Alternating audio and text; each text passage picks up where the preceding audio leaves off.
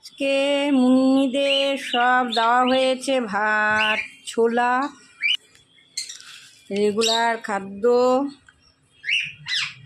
পেয়ারা, ছোলা, ভাত, শাক মোটামুটি সব খেয়ে নিয়েছে, খাওয়া হয়ে গেছে।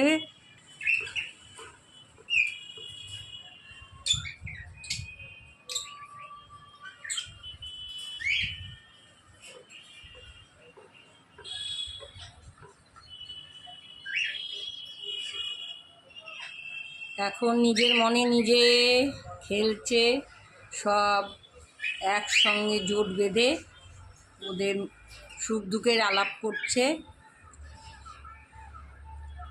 আর যার যার মনে শেষে এখন কথা কথি হচ্ছে, চলছে এদের।